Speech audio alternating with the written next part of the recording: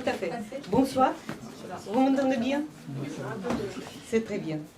Grand merci d'être venus, si nombreux, pour célébrer ce soir avec nous le 90e anniversaire de Georges Niva.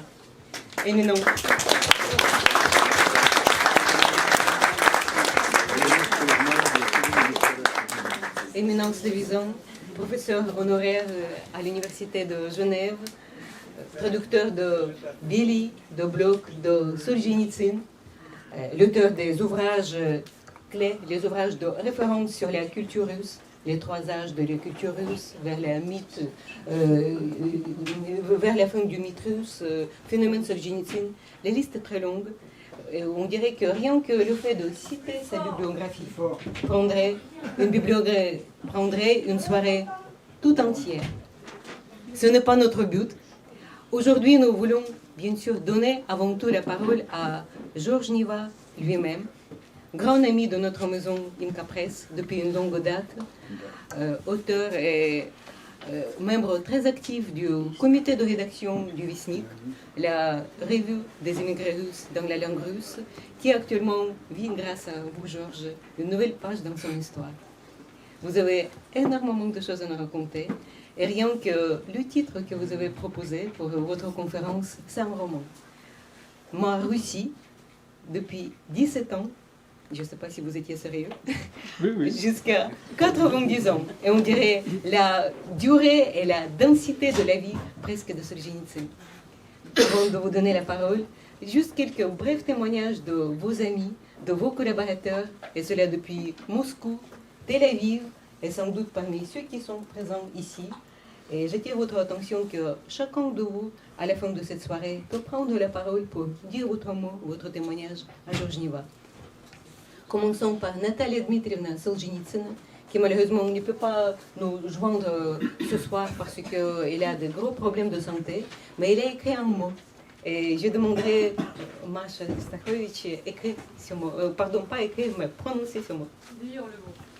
Дорогой Жорж, с удивительным вашим юбилеем поздравляю вас и всех нас, ваших друзей. Вы прожили не просто долгую жизнь, вы прожили жизнь прекрасную.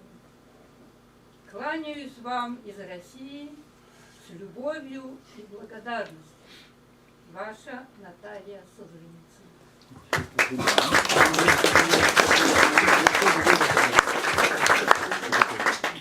Nous écouterons maintenant Alexandre Arkhangelsky, vous le voyez, qui nous rejoint depuis Tel Aviv, et vous le connaissez comme un passeur infatigable de l'œuvre de Georges Niva, et cela, on dirait, depuis tous les coins du monde, et par les moyens les plus modernes, cinéma, Internet, et bien sûr on connaît son livre La vie, l'histoire de la vie de Georges Niva, racontée par lui-même.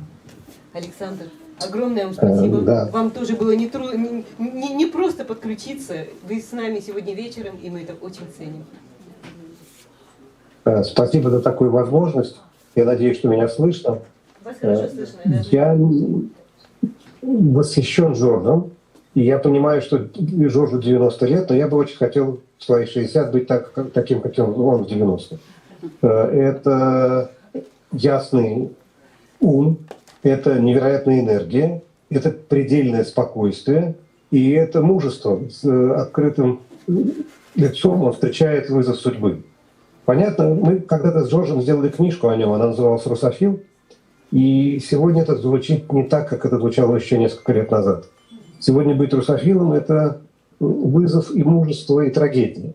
Ясно совершенно, что никто из нас... Я вспомню один эпизод. Мы встретили Жоржа, кстати прочего, в 1992 году в Женеве на конференции, которую Жорж организовал. И эта конференция называлась «Киев и Москва на пути в Европу».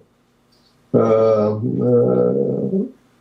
между прочим, в конце этой конференции, и пообщавшись с людьми, выдающимися людьми из первой миграции, я впервые услышал выражение «Крым наш» и разговоры о том, что за Крым надо придется воевать. И это трагедия, которую Жорж, в отличие от меня, предвидел, а я нет. И то, что он сегодня переводит Василия Стуса и не отказывается от русской культуры, И это вообще-то подвиг честного человека. Это подвиг человека, который верен своему выбору, независимо от того, какие бы погоды ни стояли на дворе, какие бы трагедии ни происходили и какие бы перемены ни вторгались в нашу жизнь. Жорж равен русской культуре. Вы помните Томас Манн, когда уехал и эмигрировал из Германии, в ответ на слова Геббельса сказал: «Так, где я, там немецкая культура». Вот там, где Жорж, там русская культура. Это та русская культура, которая найдет себе оправдание в веках, которая не зависит от провалов ежедневной политики, которая зависит только от труда духовного, труда интеллектуального, труда по созданию языка. Кстати, о языке. Мы говорим по-русски с советским акцентом. Жорж говорит по-русски с акцентом русским. Я не знаю, как это определить, но Жорж говорит на таком русском языке, с такими интонациями, которыми я хотел бы овладеть. Всю жизнь учусь, мы познакомились, мы подружились в середине 80-х, и до сих пор не научился. Но это та Россия, которую мы не потеряли, потому что она живет. Она не сохраняет себя, она живет, она развивается, она меняется, и она встречает лицом к лицу те ужасы, какие нам предлагает современный мир, и не прячется от них. Дорогой Жорж, я восхищен тобой, я благодарен тебе, я благодарен Солженицыну, поскольку мы познакомились на том, что публиковали книжку в переводе нашего общего друга покойного Симона Маркиша о Солженицыне. И это дало мне шанс подружиться в зрелом возрасте, подружиться с человеком, который мне ближе, чем мои сверстники, который ближе, понятнее, потому что это русская культура, какой она должна быть и какой она будет когда-нибудь, когда мы вернем ее себе. Есть такая песня Бориса Гременщикова «Этот поезд в огне». И он будет в огне до тех пор, пока мы не вернем эту землю себе. Эта земля была нашей, пока мы не увязли в борьбе. Мы выйдем из этой борьбы. И благодаря тому, что Жорж продолжает свой интеллектуальный подвиг, Россия будет существовать. Спасибо.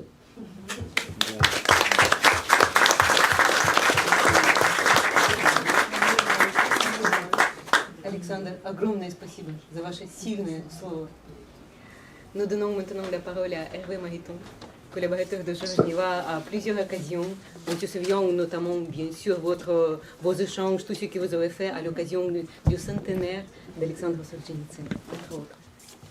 C'est un bonheur de témoigner pour ce jubilé de Georges. Rêver en russe, c'est le titre d'un film qui vous était consacré. Je crois que nous sommes très nombreux à qui vous avez donné le bonheur de pouvoir rêver en russe, dans un moment où rêver en russe et rêver avec la Russie n'est pas facile. Vous savez explorer tout le chemin, tous les chemins. Notre ami de Tel Aviv a rappelé la passion qui vous est née pour Vassil Stouss et ce très bel ouvrage en ukrainien et en français que vous avez publié, témoignage de ce qui vous émeut et de ce qui vous passionne. On a beaucoup travaillé avec Georges, mais c'est surtout Georges qui a fait l'essentiel à l'occasion du centenaire de Solzhenitsyn, il y a maintenant quelques années, mais ça a duré plusieurs années en vérité. Et j'ai envie de dire que sur Solzhenitsyn et puis plus largement votre partage de la culture russe nous permet, moi je suis russophile, mais je ne suis pas d'origine russe, mais de donner une profondeur supplémentaire, une intensité supplémentaire. Et vous êtes non seulement un passeur, ce qui n'est pas rien, mais à ce passage, vous donnez une dimension supplémentaire qui est probablement en effet celle du rêve. Donc merci de porter cette passion et merci de le faire dans ces moments où des occasions d'être russophile pour cette culture ancienne et contemporaine qui a été évoquée. Ces occasions sont parfois un peu difficiles, un peu rares, et votre témoignage est essentiel. Je veux aussi citer Lucille, puisque nous avons eu le bonheur de partager à plusieurs reprises des moments avec vous et avec Lucille. Je veux dire que votre couple, vous, elle et vous, exprimez, au-delà de la force de vos témoignages, de ce rêve, de votre combat aussi pour la vérité, contre le mensonge, une extraordinaire finesse. Et vous êtes un petit bonhomme, Georges, et en même temps un grand homme de lettres, et un grand monsieur, tout à fait. Et ces caractéristiques, cette finesse et cette force qui vous vont très bien. Bon anniversaire.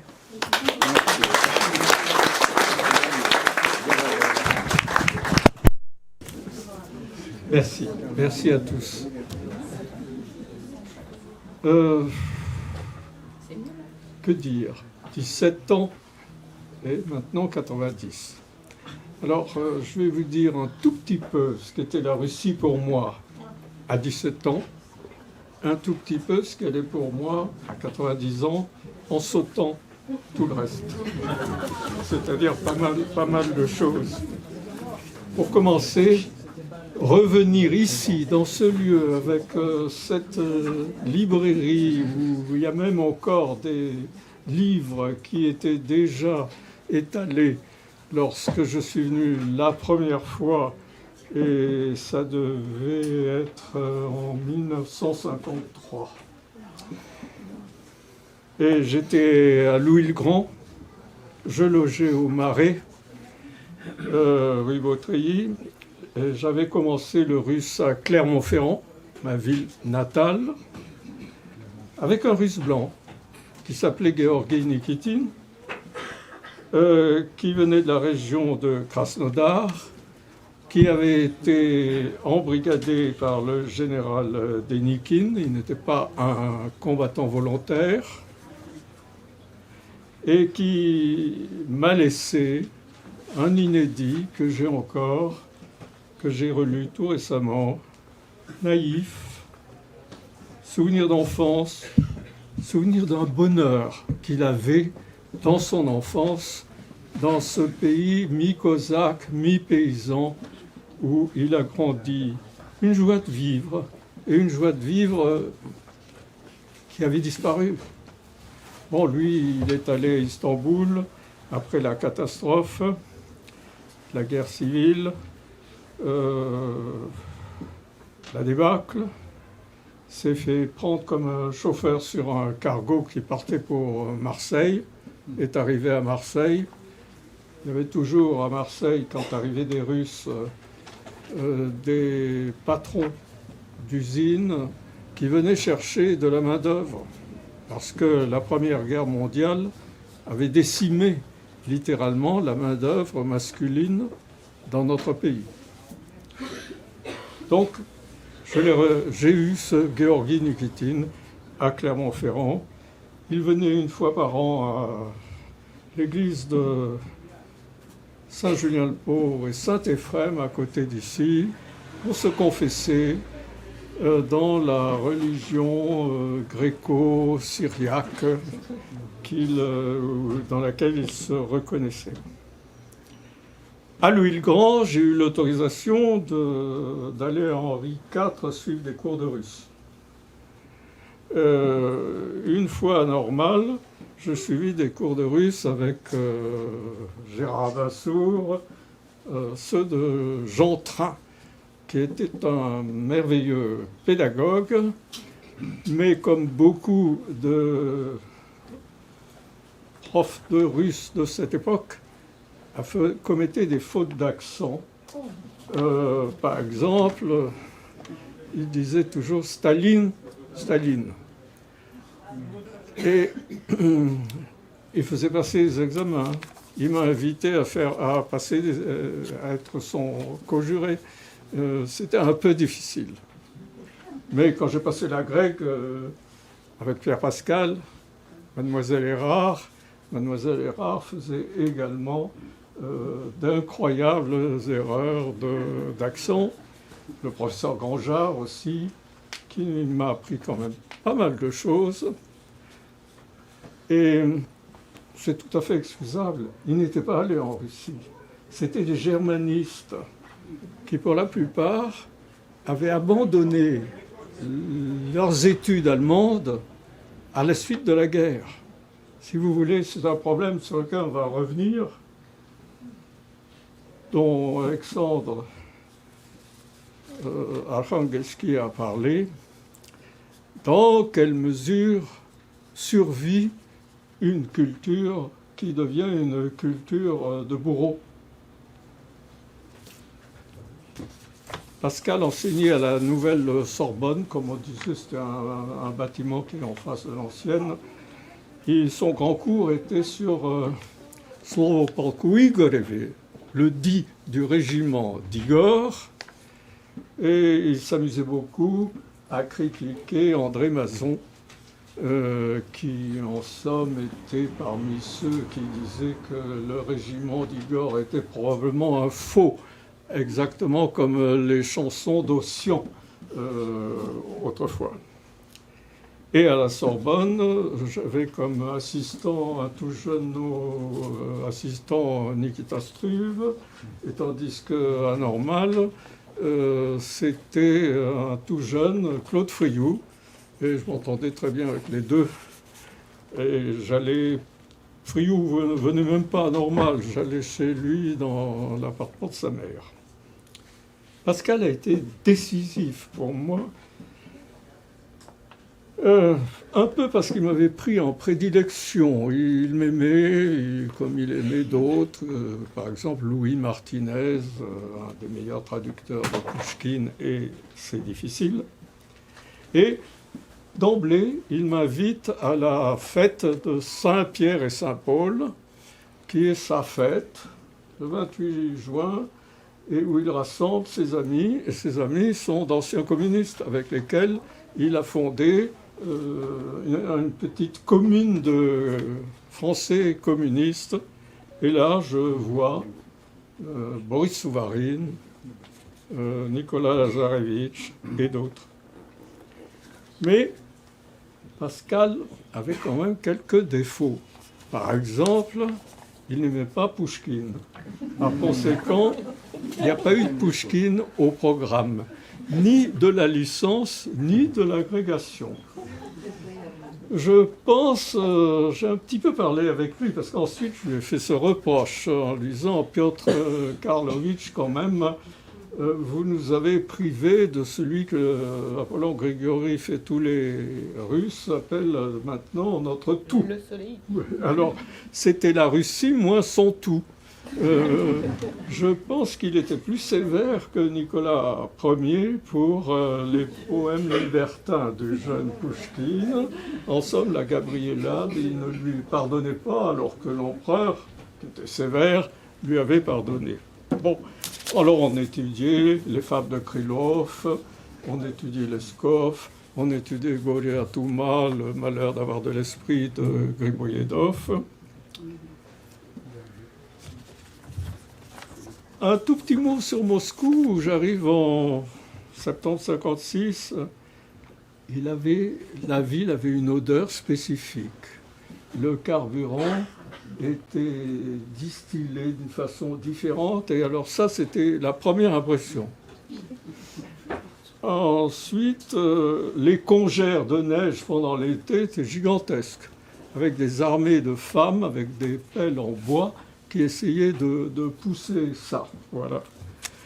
Et puis, quand on avait soif, il y avait des petits tonneaux de kvass à tous les carrefours. On faisait la queue. On faisait la queue pour prendre des glaces par -5 ou -10. J'étais étonné. Pour moi, c'était l'été. Il y avait les Kudjats de la guerre qui ont disparu en juin. Pourquoi? Parce que la guerre avait laissé des quantités d'invalides, de Kudjats, et alors ils avaient leur petite planche à roulettes, et avec des petits bâtons, ils avançaient. Puis il y a eu le festival de la jeunesse. Il a fallu que je m'en aille. Je suis parti en Pologne, c'est l'été, et ils ont tous été chassés. On les a mis dans le nord, je ne sais plus très bien où. Alors, j'étais avec une certaine Geneviève Constanti, devenue Geneviève Joannet, morte il y a 3 ans. Je suis allé la voir avant sa mort. Un certain Jean-Paul Sémon. Nous allions régulièrement à un restaurant, la Ragvi, qui est en face du Mosssoviet et qui existe encore aujourd'hui. J'achetais mes premiers livres de russe chez un antiquariat qui était en face de la Leninka, vraiment en face. Alors, par exemple, je trouve Nachalo Veka, le premier livre de souvenirs d'André Berry. Mais malheureusement, il était préfacé par Zinoviev, et Zinoviev vient de tomber. est tombé, pardon, il y a déjà longtemps. Ce qui fait que le patron de l'antiquariat, devant moi, prend la lame de rasoir, met une plaque de fer sous la préface et il enlève la préface. Je lui dis, n'enlevez pas le titre, la page de titre. Non. Alors, il est gentil, il n'enlève pas, mais à l'encre de Chine, il obscurcit le nom du préfacier. Bon, et ça, je pourrais vous en raconter encore bien d'autres. Par exemple, je vais à Himchistka j'estime qu'il est temps de nettoyer mon costume. Et la vendeuse me dit, «Ну, голубчик, он такой чистый!» Donc, elle m'explique, tu ne sais pas dans quel état il sortira de notre Himchistka. J'allais au séminaire sur Tolstoï, de l'académicien de l'Académie des sciences d'Ukraine, Goudzi. Alors il nous recevait dans son salon, un grand salon, plus grand qu'ici, et il y avait beaucoup de livres, des tableaux. Moi je lui dis, écoutez, Nicolas Kalinkovitch, je voudrais quand même, si c'est possible, les plus courts récits de Tolstoï. Par exemple, Nabiek. Ah, oui, très bien. Alors là, je parle de Nabiek, du colonialisme russe comparé au colonialisme français et tableau de la Croix, etc. Le thème algérien. Alors, on a toujours un opposant dans les séminaires, et mon opposante se lève en disant, mais comment peut-on comparer les guerres de libération que menait la Russie au Caucase avec les guerres coloniales infectes que menait votre pays? Alors, Goudzi, il y avait un gentil sourire, un peu de sphinx, dit, ben, vous voyez, bah, il suffit de venir d'un peu plus loin et puis on a un autre point de vue.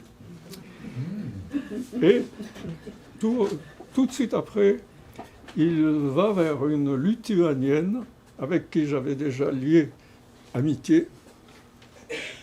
Il lui dit, je vous félicite. Я вас поздравляю, et elle éclate en sanglots. À n'y rien comprendre. Ensuite, elle m'explique. Son père vient d'être réhabilité posthumément. Elle est d'une famille de communistes lituaniens qui étaient communistes dans la Lituanie bourgeoise, indépendante, entre les deux guerres, comme les deux autres républiques baltes. Et toute la famille, après les accords entre Hitler et Staline, c'est-à-dire Molotov et Ribbentrop, toute la famille est envoyée au Goulag. Et elle, dans une école pour les enfants de l'ennemi du peuple.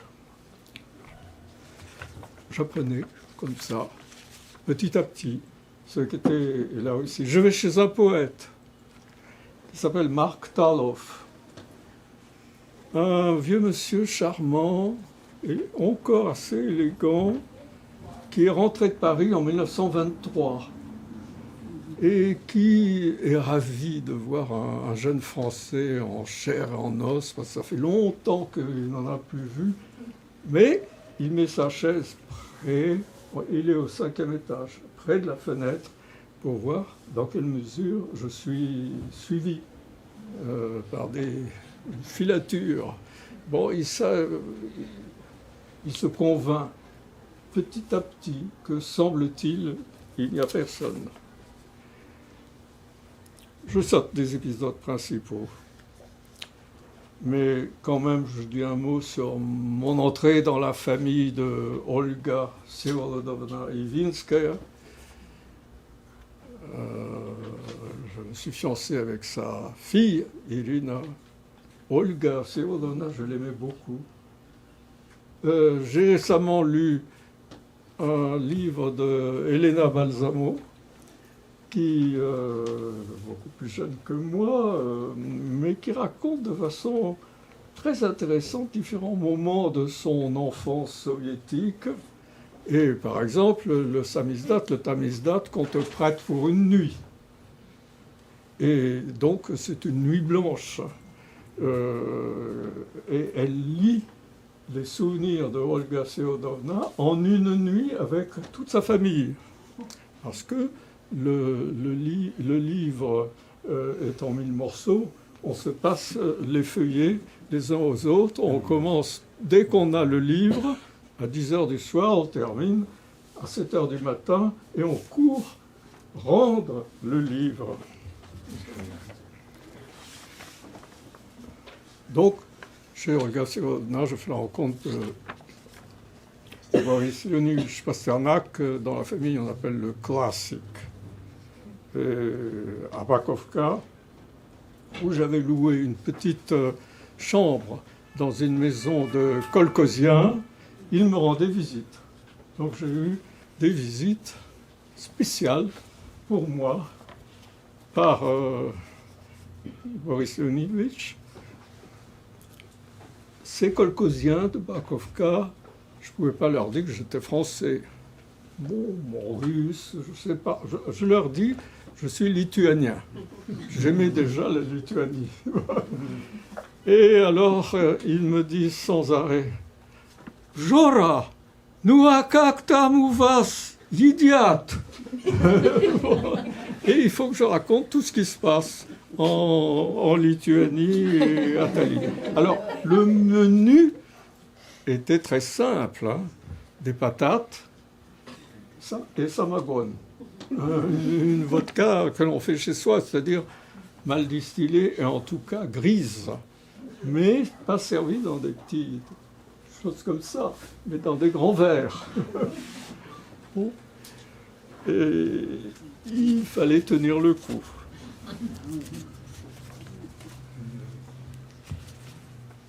Puis j'en viens à l'essentiel.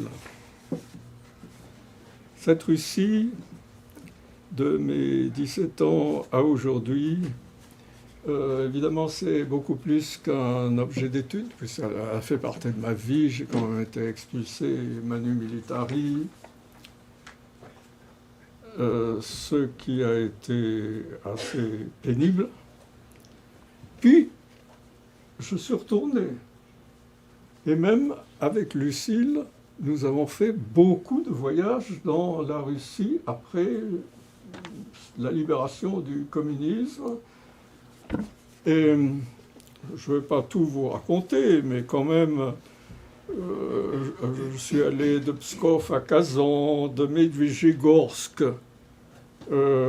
à Sochi, de Simferopol à Poltava, de Poltava à Irkoutsk, d'Irkoutsk à Chita, à Khabarovsk, à Vladivostok.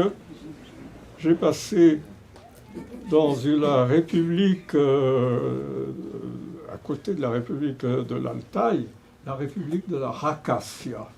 Une semaine inoubliable, avec des tumulus anciens, antiques, magnifiques. C'était pour moi un second bonheur, lié intimement à la Russie. Solovki, l'archipel de Solovki dans la mer Blanche, j'y suis allé 2 fois, été, et automne et hiver, inoubliable. C'était aussi un bonheur extraordinaire, ce Solovki. J'étais à Arkhangelsk avec le père Stepanov et le père Johan, pardon. Il me dit, est-ce que tu aimerais aller au Solovki? C'était un rêve. Bon, écoute, une fois par semaine, il y a un avion qui leur apporte le courrier et quelques légumes. On va essayer de te trouver une place. Donc j'ai une place assis par terre, entre le courrier et les légumes. Et puis je lui dis, mais qui va me recevoir? T'inquiète pas. Ce sera un homme orthodoxe. Mais comment vais-je reconnaître qu'il est orthodoxe? Ah, il me dit, c'est simple, tu verras. Et effectivement, l'avion, petit avion, se pose sous les murs de l'extraordinaire monastère forteresse, et il y a 3 personnes. Il y a un postier qui vient chercher le courrier, il y a un milicien, et un 3e homme qui ne peut être que l'homme orthodoxe, chez qui j'ai vécu pendant une semaine. Donc des bonheurs, et puis des catastrophes. Pas seulement mon bannissement de Russie un soir avec le dernier avion pour Helsinki. Olga Vsevolodovna prend une icône de Saint-Nicolas, une icône bon marché, vous savez, qui est dans un manteau de perles ancien, et on n'a pas peint sous le manteau. On peint juste le visage et les 2 mains. Comme ça, c'est meilleur marché. Elle me bénit. Et cette icône, elle est toujours dans mon bureau.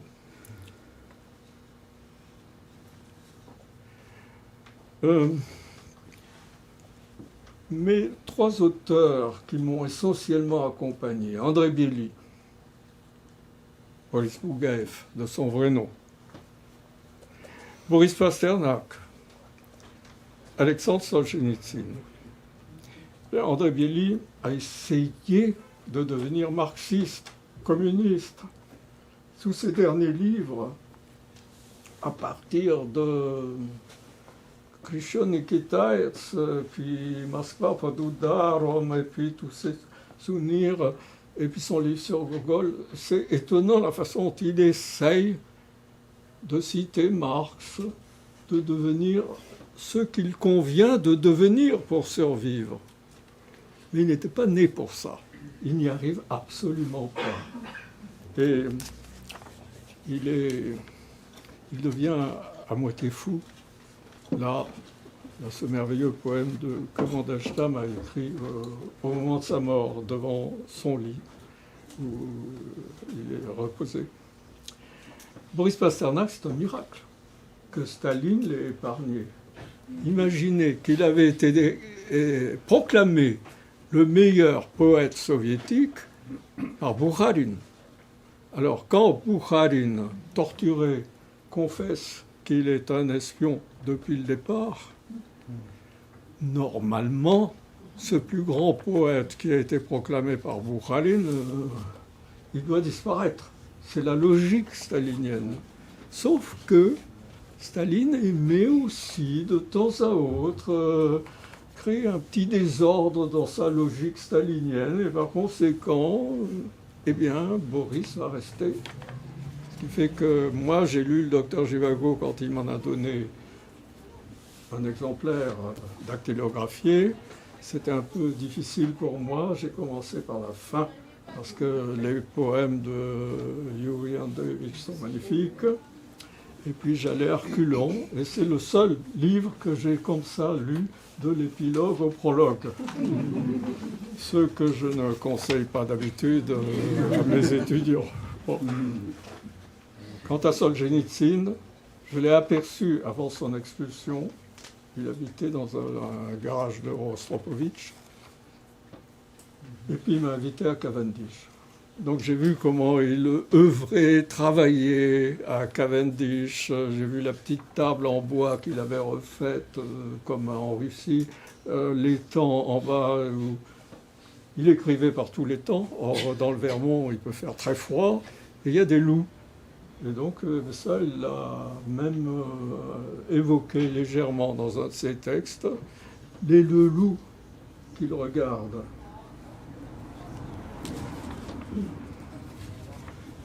Samedi dernier, j'ai vu le film Le Maître et Marguerite, le nouveau film. 3h30 de film. On ne s'ennuie pas, ça je peux vous le dire. L'auteur, c'est Mikhail Lokshin. Mikhail Lokshin est le fils d'un médecin qui était en Californie, communiste américain, disons communiste californien, ça existe, et qui se sentait persécuté et qui par conséquent a demandé refuge à la Russie de Brejnev. Et ensuite, Yeltsin lui a même donné la citoyenneté russe. Et le fils est un bon metteur en scène qui monte, et il fait ce nouveau film sur le Maître et Marguerite. Il est réfugié à Berlin. Donc le père d'un côté, le fils revient.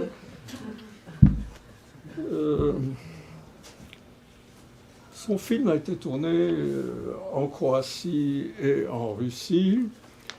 Il a été monté en Russie. Les paysages sont élaborés de façon numérique. C'est un petit peu, si vous voulez, à la façon de Métropolis de Fritz Lang, mais c'est fait numériquement à partir des grands édifices staliniens qui sont soit des gratte-ciel comme à Chicago, soit un classicisme porté. Alors, dans le film, c'est extraordinaire, n'est-ce pas ? Vous reconnaissez la Moscou, mais elle est multipliée par 100. C'est invraisemblable. Et par ailleurs, la narration du Bulgakov est changée. Ça commence pas par le tramway, Anna qui a renversé de l'huile sur le pavé, et Berlioz qui va trébucher, se faire couper la tête par le tramway. On le voit, mais on le voit plus loin. Parce que l'idée de Lokshin, ça a été de mêler l'élaboration d'un texte avec sa réalisation. Donc, au moment où il écrit ce chapitre, le maître, on va voir la tête roulée dans une enceinte extravagante. Le film a des séances également de samokritika qui sont staliniennes, mais encore assez douces. On n'est qu'au début, et le maître écrit une pièce qui s'appelle Pilate. Donc on aura un Jérusalem, un Yerushalayim, qui est à la manière de Métropolis également, mais c'est les bâtiments de Jérusalem multipliés par 1000. Alors, ce stalinisme hybridé avec Métropolis, ce démontage, remontage très astucieux du roman, qui s'écrit et se réalise à la fois dans la petite maison d'Om na Arbatie, qui est un sous-sol où vient celle qui va être Margarita, qui quitte son mari. C'est un amour fou que montre modestement, mais quand même érotiquement, Lokshin dans son film. Le débat sur Pilate, où l'auteur est assis et en face il y a ses accusateurs. Alors ça m'a fait penser à Tulmisil, qui est le premier texte que Ivanov Razumnik a écrit quand il est sorti de l'Union soviétique s'est fait reconnaître comme un Allemand ethnique par les Allemands. Il a été mis dans un camp de Dieppe, libéré par les Américains. Tout de suite, il prend la plume. Tout de suite, il écrit quelque chose d'invraisemblable. Le débat qui a suivi la pièce Pierre le Grand de Alexei Nikolaïevitch Tolstoï. Et alors là, le premier orateur dit « J'ai eu beaucoup de mal à écouter et regarder cette pièce qui n'arrive pas à nous montrer l'ampleur des exploits de cet empereur qui a fondé notre pays. Le deuxième arrive. C'est une honte, cette pièce, qui explique Pierre le Grand par ce mercantilisme. Il ne comprend rien à notre marxisme-léninisme, une honte à lui. On en est au 11e, qui lui est monté encore beaucoup plus haut, quand le directeur du théâtre arrive et dit « Camarade, j'ai une petite nouvelle à vous dire qui peut vous intéresser. Le camarade Staline vient de me téléphoner. Il a dit qu'il s'excuse d'avoir dû quitter sa loge pour des affaires pressantes, mais que pièce harasha. La pièce est bonne. Et le 12e monte et dit « Ce n'est pas sans indignation que j'ai entendu les 11 précédents dénoncer ce chef-d'œuvre. » Eh bien, vous avez une séance exactement comme ça pour Pilate dans le livre de Lokshin. On voit dans le film de Lokshin, on voit dans son livre-film, comment vous dire, la montée de l'hystérie. Et la façon dont Volande, disons, avec ses séances de magie extravagantes, fait comprendre aux gens qui vivent une hystérie, qui sont l'hystérie vécue. Et le dernier mot dans le film, c'est le premier dans le roman de Mikhail Bulgakov, c'est-à-dire la citation de Goethe, de Méphistophéles.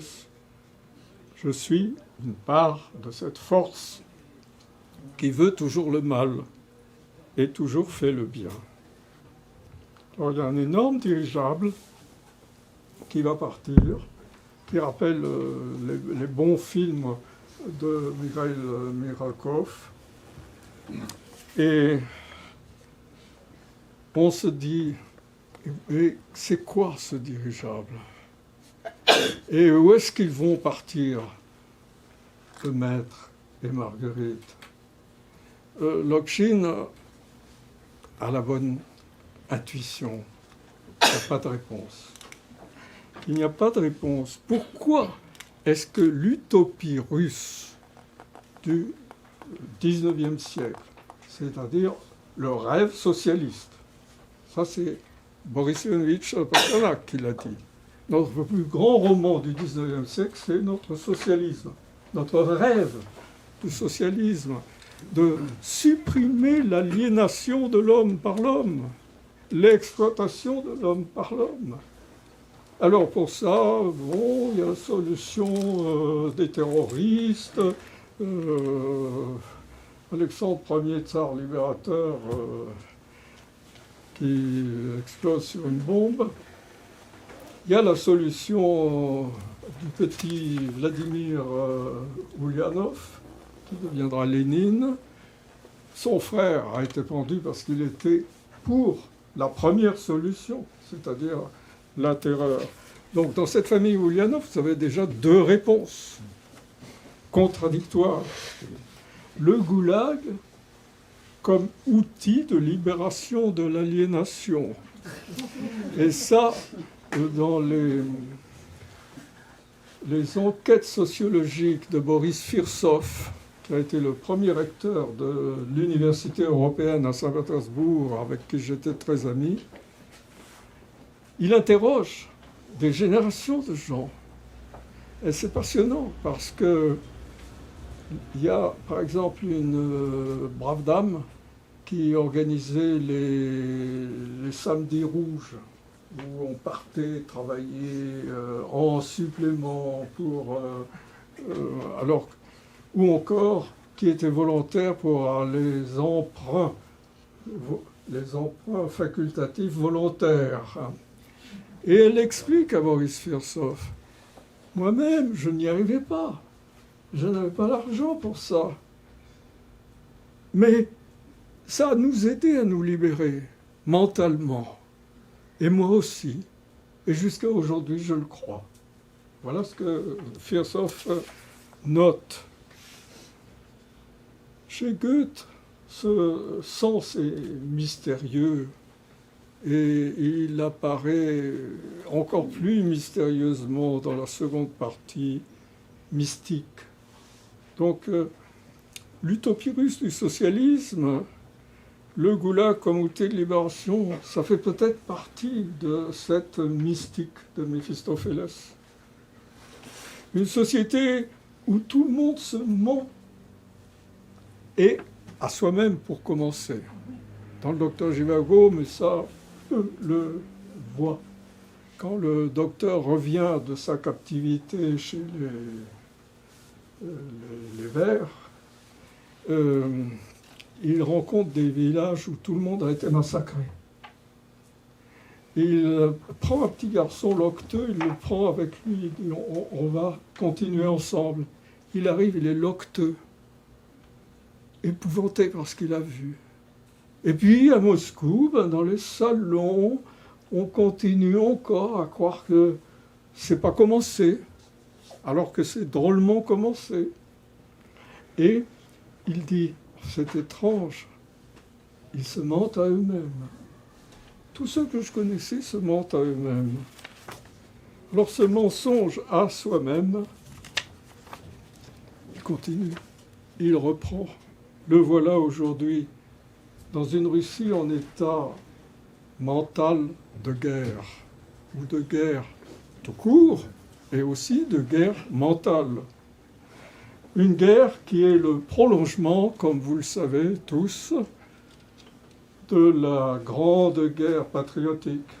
Il y a la première contre Napoléon, il y a la seconde contre les nazis, et il y a la troisième contre les nazis ukrainiens, qui ont l'astuce d'avoir mis à leur tête un juif. Ça a été dit par Lavrov plusieurs fois. Une quatrième immigration est arrivée ici. Elle est plus encore en Allemagne qu'en France. Elle est un peu partout. Elle est à Tel Aviv, elle est en Arménie, elle est en Géorgie, mais elle quitte la Géorgie parce que la Géorgie devient une sorte de protectorat à son tour. Elle est naturellement dans les pays baltes. Elle a peur dans les pays baltes. Elle commence à avoir peur. Dans le Viesnik, je prépare quelque chose sur Kartachov et son livre sur les mystiques du XVe siècle, parce que j'ai le livre où il a noté toutes ses corrections, et il y a un tiers de corrections. Kartachov habitait à Riga, les accords Staline-Hitler, il est arrêté et il meurt. Faut-il aujourd'hui comprendre ceux qui sont dans cet état d'hystérie mentale en Russie?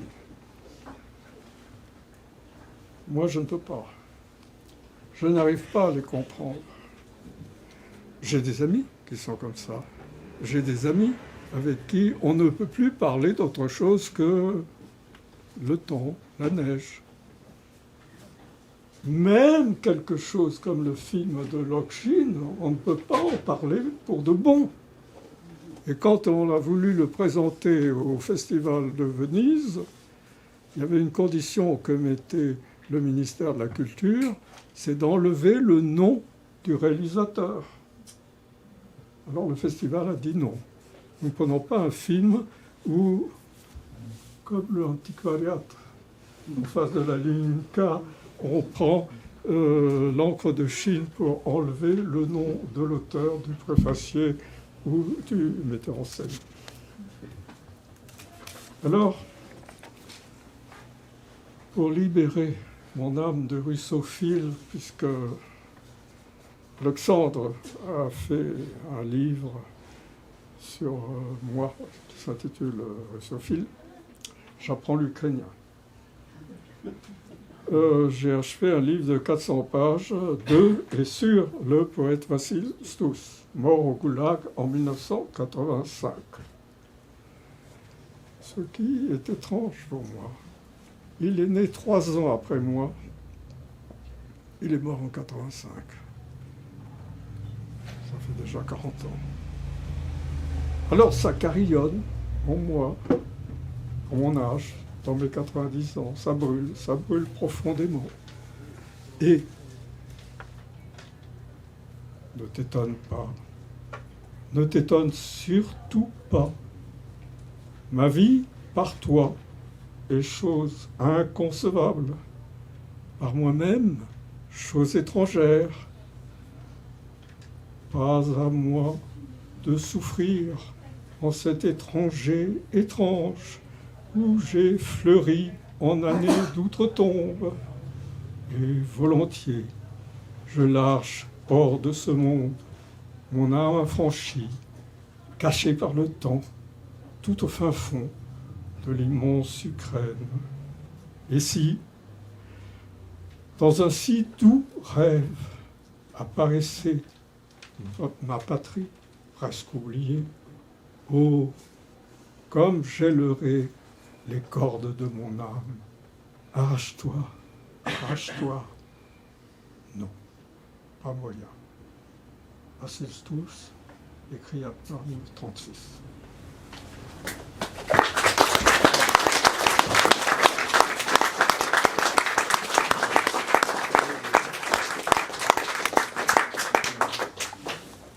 Cher Georges, immense merci.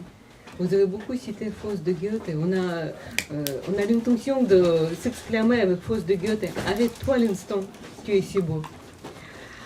C'est le moment de poser les questions, de dire aussi un mot d'hommage, un témoignage à Georges Niva. Même si on comprend toutes les difficultés pour reprendre la parole, je vous en prie. Pardon.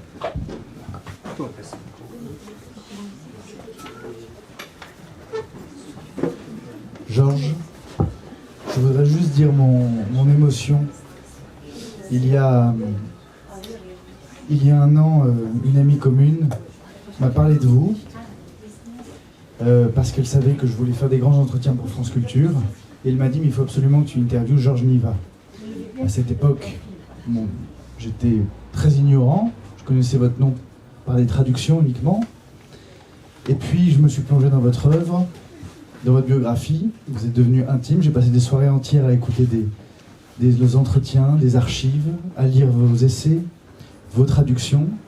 On a enregistré cette émission chez vous il y a maintenant 6 mois. C'était les grands entretiens à voix nue. Et maintenant, c'est amusant parce qu'on me parle presque toutes les semaines de vous. Et je suis très ému d'avoir pu rentrer si intimement dans votre héritage, dans votre œuvre. Et merci pour ce passage de flambeau que vous avez fait à tant de générations. On est très nombreux à sentir une gratitude immense. Et merci pour ce sublime texte.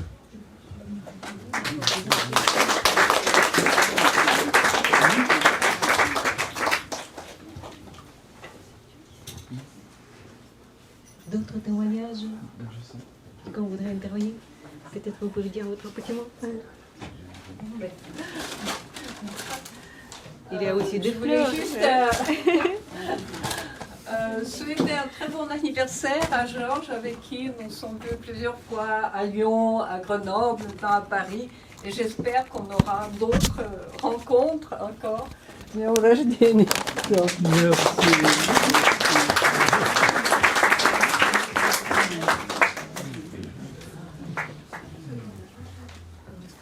peut-être encore, peut-être quand même quelques questions, parce que face à cette vie passionnante, on a toujours l'envie, n'est-ce pas, de l'approfondir. Vera, peut-être un mot. Merci beaucoup, Georges. C'était très intéressant. Tout ce que Georges raconte, c'est toujours très intéressant à écouter. Je pense que tout le monde pourrait écouter pour les heures. Moi, je sais que vous connaissez bien aussi Joseph Brodsky. Est-ce que vous pouvez dire quelques mots sur votre travail du traducteur, de sa pièce, sur votre première rencontre? Merci. Je ne le connaissais pas en Russie. Naturellement, j'en avais entendu parler, surtout par Yasha Gordin, qui est un grand historien de Saint-Pétersbourg, ami de Brodsky, et qui est allé le voir dans son exil dans le Nord, et qui a très bien écrit sur lui. Mais on m'avait donné des poèmes de Brodsky recopiés à la main. Donc moi aussi, j'ai recopié à la main des poèmes qu'on me passait, qui étaient recopiés. Bon, ce n'était pas les seuls samizdates que j'en ai quelques-uns chez moi. Et puis, j'ai fait sa rencontre. Et ici, je l'ai entendu à l'ancienne école polytechnique, au Collège des philosophes, je crois. Il nous tétanisait, on peut dire, Brodsky, parce que sa voix extraordinaire, qui était comme une voix de diacre qui monte pour dire ses poèmes, était une première chose inoubliable. Et puis on se demandait, mais enfin, pourquoi cette voix? Et puis on pensait, parce que c'est l'élévation. Ça monte, comme dans la liturgie. Il faut que ça monte, il faut qu'on aille plus haut, quitte à chuter. Alors un des premiers poèmes superbes, c'était le sacrifice d'Isaac.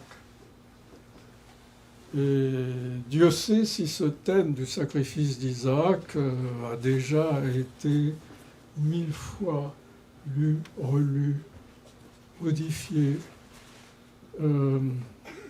George Steiner a écrit un texte que j'aime bien, qui, à sa façon, il écrivait de temps à autre en français, mais il avait la coquetterie aussi d'écrire en anglais pour se faire traduire en français alors qu'il aurait pu écrire en français. Comment taire? Comment taire? Comment se taire? Comment se taire devant un Dieu qui demande le sacrifice de son Fils au Père?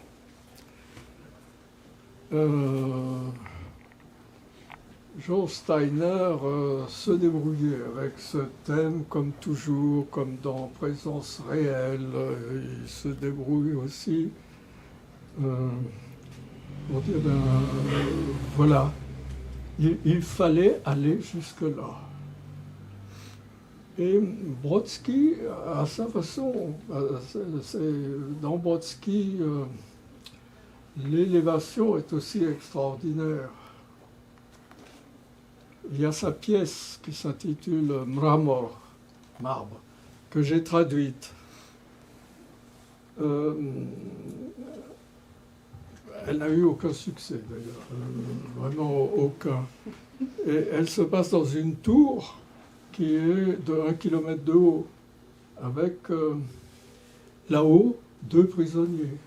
Et ces 2 prisonniers ont droit à des classiques, mais des bustes de classiques. Et alors ça peut être Virgile, Homère, mais enfin il faut qu'il y en ait 2. Et de temps en temps ils changent. Et on se demande, mais enfin, pourquoi est-ce qu'il faut changer de classique? Pourquoi est-ce que l'on ne peut pas les garder tous? Ou du moins, garder les 6 ou 7 que l'on aime, chacun d'entre nous. Ça peut être Proust, Conrad, Zola, Balzac, Stendhal, comme on veut. Eh bien, voilà, Brodsky réfléchissait, non, la vie ne donne pas le droit de les garder tous. Il faut en avoir deux, et les autres, il faut les jeter. Et on peut se demander si la Russie n'est pas quelque part dans cette prison d'1 kilomètre de haut, qui est une prison romaine, à la Tibère, mais beaucoup plus haute que Tibère aurait jamais pu imaginer. Mais on ne peut pas tout garder, donc on doit jeter. Ça se termine mal. L'un d'entre eux se jette dans le puits sans fond et tombe dans le hachoir en bas. Et Brodsky était très passionné par le passage d'un empire à l'autre. Il était passé de l'empire soviétique à l'empire américain. Il ne connaissait pas encore l'empire trumpiste, mais il avait des visions sur l'Amérique qui étaient parfois ambivalentes, ambiguës. Et là aussi, son idée, c'est on ne peut pas être de deux empires. Il va falloir quitter l'un pour l'autre, être chassé de l'un dans l'autre, ou peut-être vice-versa, comme la famille Lokshin, où le père biologiste californien et communiste cherche refuge dans la Russie de Brejnev, et le fils cherche refuge dans l'Occident qu'a fui son propre père. Donc l'empire est naturellement l'empire antique. Alors tous les thèmes sur l'empire antique dans la poésie de Brodsky doivent beaucoup de choses à celui qui a été pour moi un grand ami, Simon Markish. Brodsky a même dit dans une interview l'homme le plus génial, c'est Simon Markish. On peut être un peu étonné parce que c'est fort comme formule, l'homme le plus génial. Mais quand on sait que Simon Markish, l'initié à l'empire grec, aux guerres du Péloponnèse, qu'il lisait dans le texte grec, et l'initié à la poésie romaine, alors on peut comprendre pourquoi ce Simon Markish était l'homme le plus génial. En plus, Simon Markish était le fils poète Eretz Markish, marxiste, communiste, juif, poète en yiddish, traduit en russe dans les années 30, grand poète, et puis arrêté au moment du complot des médecins juifs, arrêté, et il est mort 2 ans après à la Loubianka. Ce qui fait que on peut penser qu'il a été longuement torturé. C'est pas normal. Il aurait dû mourir beaucoup plus vite. J'en ai beaucoup parlé avec Simon, également avec son frère qui est toujours vivant et qui habite à Tel Aviv. Alors vous voyez, quand on est dans la culture russe, on est toujours entre deux catastrophes. Mémorial avait tenté de faire comprendre au plus grand nombre en Russie que le goulag, c'était l'affaire de tout le monde. Les petits jeunes, on leur faisait chercher. Qui dans votre famille a été au goulag? Il n'y avait pas une famille qui n'est pas quelqu'un qui a été au goulag. Peut-être toute la famille d'ailleurs. Et vous savez ce qui est arrivé à Mémorial? Tout simplement, on n'en veut pas. On ne veut plus de mémoire. L'amnésie fait partie du problème russe. On choisit sa Russie Et puis elle change, et on change avec. Et bon, tout à l'heure, je parlais avec Nathalie du problème de cette intelligentsia russe qui s'est fichée dans le but de ne jamais collaborer avec le pouvoir. C'est son idée au XIXe siècle. Jamais. Celui qui collabore avec le pouvoir est un traître. Ce qui fait que ce roman russe du socialisme devenait également un roman de la trahison et des terroristes. Jusqu'à ce que, en 1909, je crois, paraisse le recueil Vieri, qui a été un véritable scandale, dans lequel les auteurs, dont Gershenzon, disaient « ça a été une grande erreur, c'est la grande erreur de la Russie, l'absolu refus de ce qu'on appelle un compromis, une entente, un débat. » Or, la façon de débattre en Russie, même au XIXe siècle, ça j'ai étudié, je vais faire un livre sur le débat russe, a toujours été férocement hystérique. De grands débats. Et même si vous prenez le discours de Dostoïevski pour Pouchkine, c'est un éloge de Pouchkine assez hystérique. C'est vraiment la pan-humanité. Nous sommes le pays qui absorbe toute l'humanité. Nous sommes plus espagnols que les Espagnols, plus écossais que les Écossais, plus anglais que les Anglais, plus philosophes que les Allemands, etc. Ce magnifique discours, en fait, il est quand même porteur d'une hystérie aussi. Il n'y a rien à dire. C'est comme ça. Alors, Brodsky a essayé de changer de langue. Il a essayé d'écrire en anglais. Il a écrit un long poème qui s'intitule The 20th Century. En fait, ça n'a pas marché. Il n'a pas réussi à passer en anglais, sauf quelques textes de sa prose. Ce qui prouve qu'on peut passer ou on ne peut pas passer.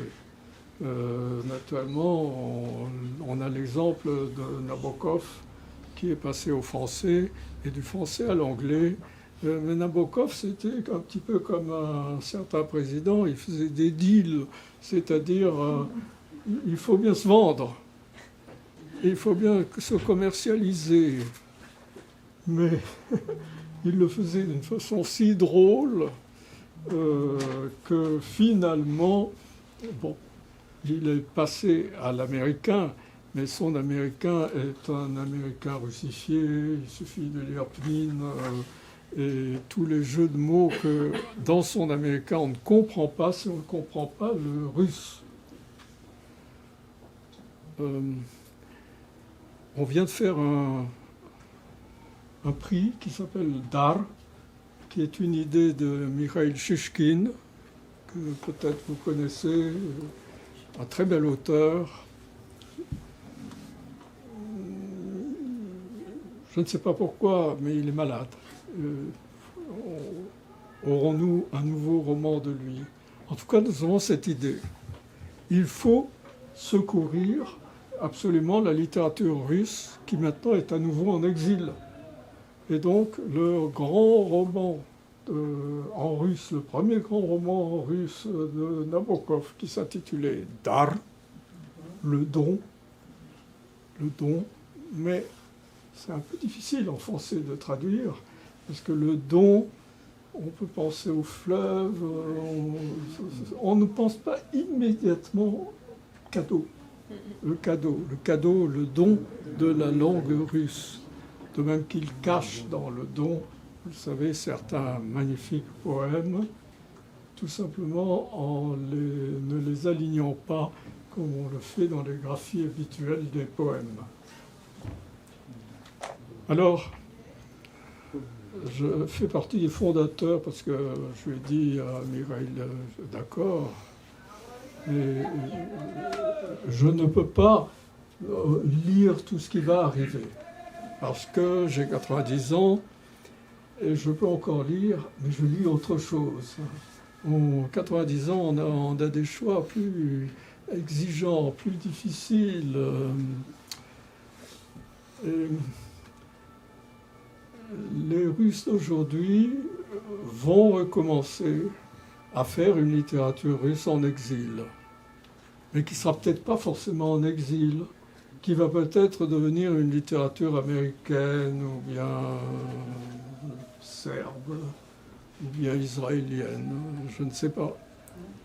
Mais en tout cas, ce prix d'art me pose un vrai problème psychologique, parce qu'en fait, qui faut-il aider? La culture russe ou la culture ukrainienne, à laquelle, il faut bien dire, on s'intéresse très peu, bien qu'il y ait des traductions, quelques traductions. Alors, c'est ainsi. La culture russe a quelque chose de, comment dire, hypnotisant. Elle hypnotise beaucoup. Surtout, il ne faut pas qu'elle hypnotise jusqu'au point d'hypnotiser, par exemple, M. Philippe de Villiers, qui est un poutinien.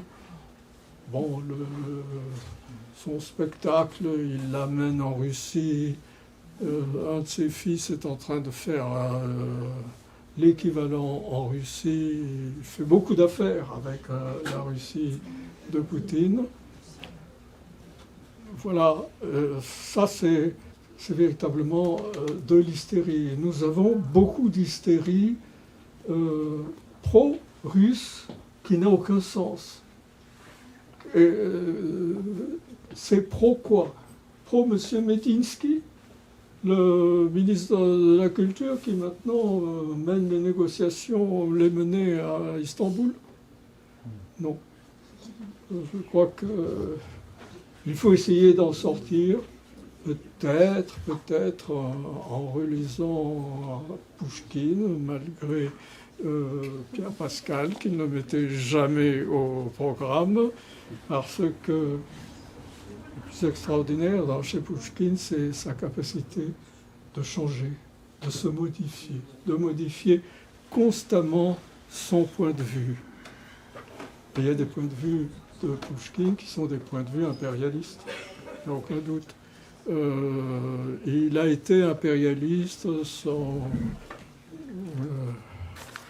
lettre au calomniateur de la Russie est un poème acceptable, mais pas acceptable au moment où l'armée russe est en train de massacrer Varsovie. Alors, massacrer Varsovie, massacrer Vilnius, massacrer Kiev pour les sauver, ça veut dire quoi? Je m'arrête là.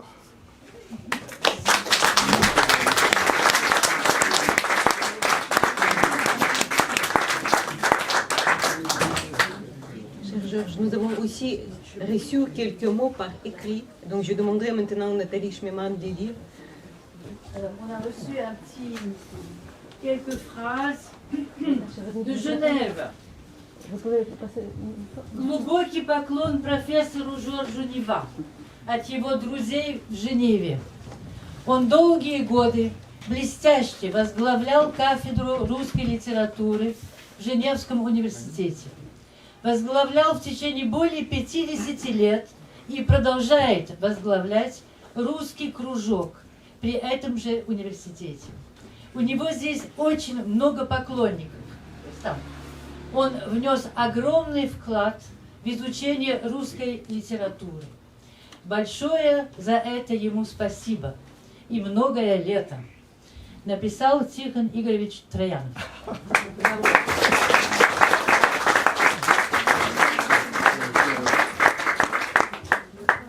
L'initiateur avec vous de ce кружок, si j'ai bien compris. Non, il est l'initiateur sans moi, avec Marc Slonim et puis Andreev. Ils étaient 3. Ils ont commencé avant votre arrivée à Genève. Ils ont commencé avant moi. Il y avait à ce moment-là Michel Aucouturier. Et lui, il est fils d'un prêtre. Il est très croyant, orthodoxe. Il est absolument dans la détresse profonde en voyant ce qu'est devenu l'Église russe. Cette Église russe, ça fait aussi partie de ce Janus Bifrons. Bon, naturellement, le patriarche de toute la Russie se dit représentant de Jésus-Christ sur terre. En même temps, il bénit les bombes qui vont aller sur la cathédrale d'Odessa, par exemple.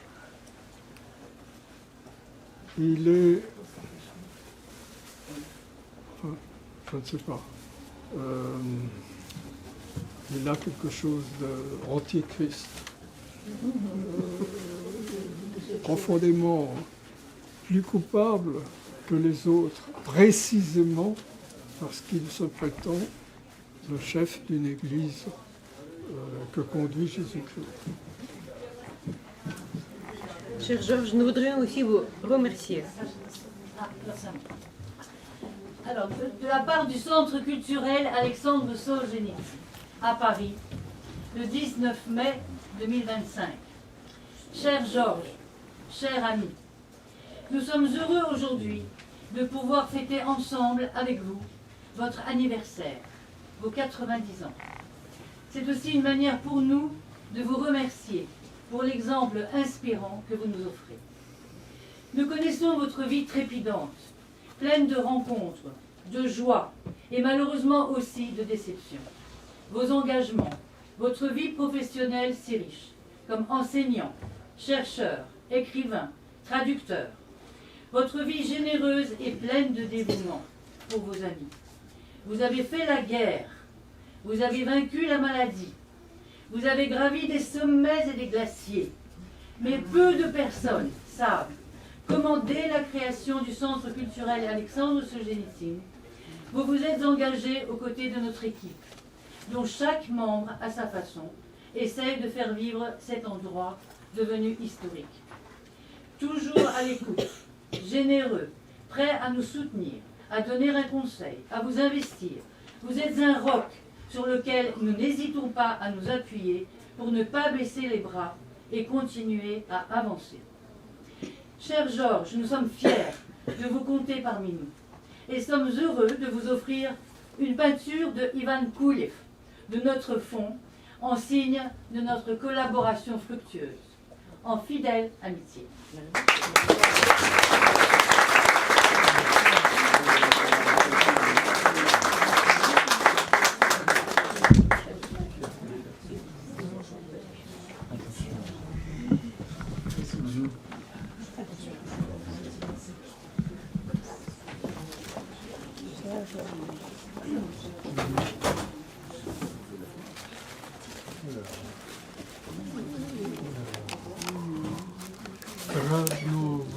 Il faut la montrer.